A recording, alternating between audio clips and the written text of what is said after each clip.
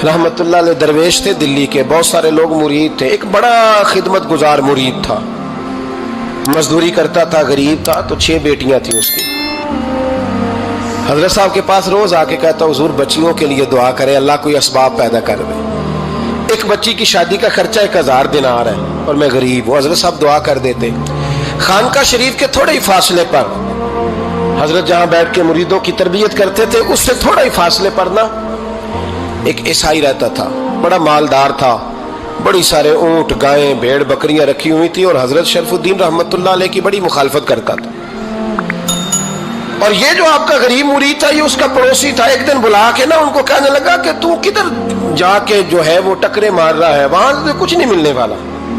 वो तुझे क्या देंगे जिनकी खानका खुद चंदे पे चलती है, मदरसा चंदे पे चलता है, मस्जिद चंदे पे चलती है, तेरी बेटी का मामला कहाँ हल होगा?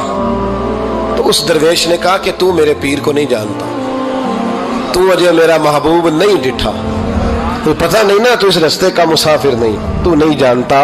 उनका बस चले ना तो वो हर कीमत में मेरी बेटियों की शादी करा दे। अब वो ईसाई था, कहने लगा अच्छा चलो ठीक है, अगर इतनी बात है ना तो जाओ उनसे जाके कह दो कि 6 साल के लिए मेरे साथ मुआहदा कर लें, तो मेरे जानवरों को चारा डाल दिया करे, 6 साल ड्यूटी करे, मैं 6000 दिनार दे देता हूँ। वो मेरे साथ 6 साल मेरे जानवरों को चारा डाले रखते हैं ना आप, चारा डालने के लिए एडवांस पैसे दे के। अब तो लोग उन्हें भी गुलाम ही बना लेते हैं, बड़ी थोड़ी तनख्वाह देते हैं, जुल्म करते हैं, पूरा मुआवजा नहीं देते। हजरत शेख शरफुद्दीन के बारे में वो कहने लगा, जब अपने पीर से जाके कह के मेरे जानवरों को 6 साल चारा डाले, मैं 6000 दे देता हूँ, तू जो कहता है हर कीमत पे जाने को तैयार है। उसने जब ये बात की तो मुरीद ने नाराज हो गया, वो लड़ाई हो गई, गिरबान पकड़ लिया, झगड़ा हुआ, बात बड़ी दूर गई। इस तरह की बात करता है मेरे हजरत के बारे में, तेरे जैसे कई मैं वहां काम पे रखा दूं। जब वो बड़ी बहस हुई, बात मोहल्ले में, इलाके में फैल गई, दुनिया ने सुन ली, तो शेख शरफुद्दीन तक भी पहुंच गई। इस तरह झगड़ा हुआ है। लोग सो गए इशा की नमाज के बाद। हजरत साहब ने ना सर पे कपड़ा लिया, उस ईसाई के दरवाजे पे दस्तक दी, वो बाहर आया, फरमाने लगे लोग तो सोच समझ के मुलाजम रखते हैं, तूने भी तो सोच ही लिया होगा, तभी तो मुझे ऑफर की है। तू अपनी ऑफर पे कायम है? वाकई मुझे रख लेगा और 6000 दिनार दे देगा? कहने लगा जा बाबा काम कर अपना। फरमाया नहीं, तूने इतने लोगों में बात की, इतनी बहस हुई, तो कायम है? कहने लगा मैं तो कायम हूं, पर आपने नहीं कायम रहना। फरमाया मैं सोच समझ के आया हूं। उसने कहा आप ड्यूटी करेंगे, भैंसों को चारा डालेंगे? फरमाया एक शर्त, बस जब अजान हो जाए ना तो मुझे रब की नमाज पढ़ने की इजाजत दे देना, बाकी सुबह शाम जो तू कहेगा। अगर उस गरीब की बेटियां ब्याही जाए तो मुझे और क्या चाहिए? उसकी 6 बेटियों का बोझ है उसके सर पे, तू मुझे रख ले। अल्लाह अकबर। वो कहने लगा चले पे मेरे साथ खते बंदगी कर ले। आजकल हम स्टाम करते हैं, उस जमाने में खते बंदगी होता था, गुलामी का खत। काजी शहर के पास, यानी उसका ख्याल था कि चलो स्टाम की बात करूंगा तो भाग जाएंगे। फरमाया चल मैं तैयार हूं। काजी तक गए, तय हो गया, 6000 दिनार दे दिए। हजरत ने मुरीद को बुलाया, फरमाया पुत्र ये ले जा मेरी बेटियों को रवाना कर दे। कहने लगा हुजूर ये क्या कर रहे हो आप, कुछ सोचें। फरमाया यार जब तुझे बेटा बना लिया तो फिर मेरी पोतियां तो लगती हैं ना, मेरा हक तो बनता है ना, जा जाके ड्यूटी कर, उनको ब्याह दे। बात फैल गई। बादशाह भी अकीदतमंद था, वो 12000 दिनार लेके पहुंचा। क्या बताऊं इन रब के बंदों का दिल कैसा होता है, क्या दर्द होता है, क्या रंग। 12000 दिनार लेके बादशाह आया और आके हजरत को पेश किए का हुजूर आप दें इस ईसाई को, डबल दें और जाए काम करें। आप फरमाने लगे तू पैसे दे, शर्तें ना लगा, मेरा जहां दिल करेगा मैं खर्च करूंगा। मुझे तो मजा ही अब आने लगा है, अभी तो लुत्फ आ रहा है, अभी तो जायका आया है कुछ करने का। पैसे देने हैं तो दे, पाबंदी ना लगा, जहां मेरा दिल करेगा मैं। उसने कहा हुजूर ठीक है रख ले। हजरत ने फजर मस्जिद में पढ़ी, जेब में 12000 दिनार थे। ऐलान फरमाया भी किसी और की बेटी भी बैठी है तो पैसे मेरे पास है। वो 12000 दिनार भी बांट दिया और 12000 दिनार बांट के ना तो फिर चले गए खेत में चारा काटने। उस ईसाई को किसी ने बतलाया कि उनके पास तो 12000 आया है, पर तुझसे जान नहीं छुड़ाई उन्होंने। वादा ये हुआ था कि 6 देंगे तो जाएंगे, जब तक देंगे नहीं तेरे घर में काम करेंगे।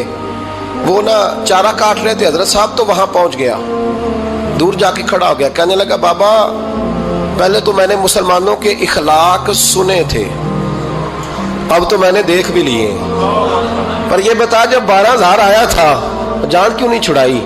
تو حضرت چارہ کاٹتے کاٹتے رو پڑے، فرمانے لگے تو نہیں نہ جانتا یہ بیٹیاں سانجھی ہوتی ہیں، پتہ نہیں نا، میرے رسول پاک نے تو حاتم تائی کی بیٹی کے سر پہ کپڑا رکھ کے کہا تھا بیٹیاں برابر ہوتی ہیں، تو یہ نہیں پتا جب اس کی 6 بیٹیوں کی شادی ہوئی ہے میرے اندر روحانیت کتنی بڑی ہے۔ فرمایا پھر 12,000 آیا ہے تو 2-4 بچیاں پھر گئی ہیں، مجھے نہیں پتا میں اندر سے راضی کتنا ہوں، میں تیری نوکری کرتا رہوں گا، پتہ نہیں اللہ کتنی بیٹیوں کو بیاہ دے گا۔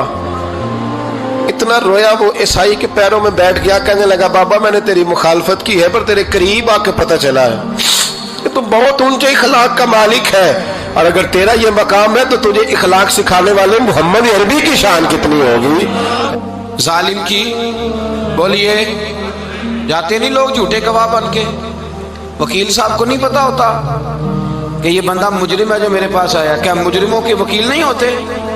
بولے تو اس کو پتہ نہیں ہوتا وکیل صاحب کو کہ یہ صاحب مجرم ہے میرے پاس مقدمہ لے کے آئے، اور اگر بے ادبی نہ ہو جائے تو میرا خیال ہے قاضی عدالت کو بھی پتہ ہوتا ہے کہ مجرم کون ہے اور مظلوم۔ میرے نبی پاک صلی اللہ علیہ وسلم نے اس قدر زیادہ سختی فرمائی اس مسئلے میں، فرمایا جس کو پتا تھا کہ فلاں آدمی ظالم ہے، ظلم کر رہا، پھر وہ ظالم کا گواہ بنا یا اس نے ظالم کی مدد کی، کتنی کی؟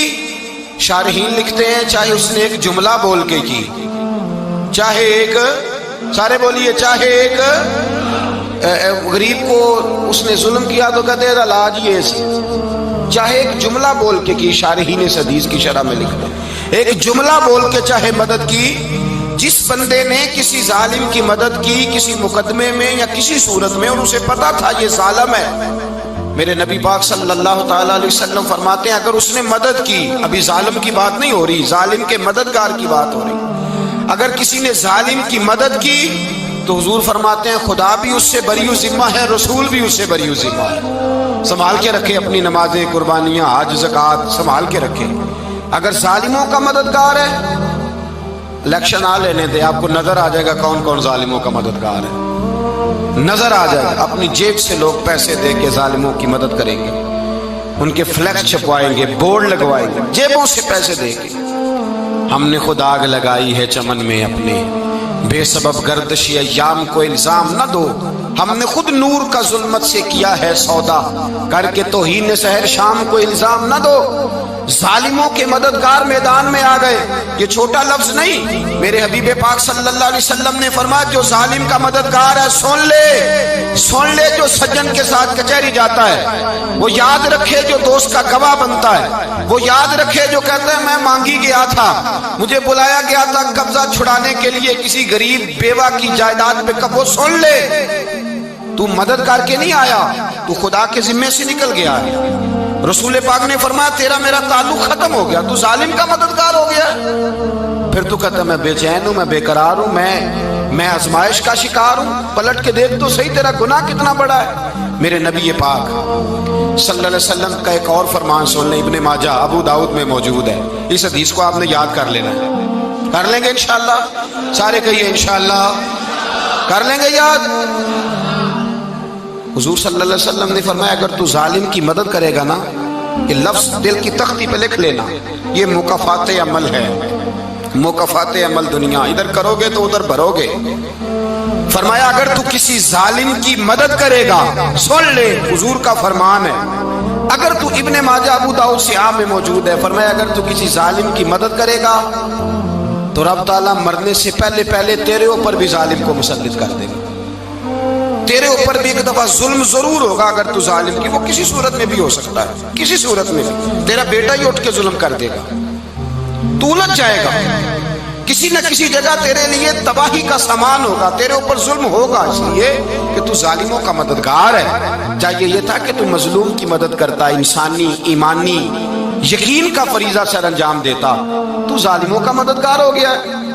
ٹٹول کے دیکھ لیں، رزلٹ نکال کے دیکھ لیں، ہمارے زمانے میں ظالموں کے مددگار زیادہ ہیں، اتنی لمبی زبانیں نکال کے ظالموں کی مدد کرتے ہیں، بڑے بڑے کالم نویس اللہ نے انہیں قدرت دی لکھنے کی، تو اپنا قلم ظالموں کی مدد میں خرچ کرتے ہیں۔ وہ لوگ جن کو اللہ تبارک و تعالیٰ نے قدرت دی، ہمت دی، طاقت دی، کچھ لوگ ان کے حلقہ احباب میں وہ اپنے لوگوں کو استعمال کر کے ظالموں کی مدد کرتے ہیں، ظالموں کی مدد کرتے ہیں۔ میرے نبی کریم سید عالم نور مجسم صلی اللہ علیہ وسلم نے فرمایا اگر تو نے ظالم کی مدد کی تو جب تک تو توبہ نہیں کرے گا رب تجھ سے ناراض ہی رہے گا۔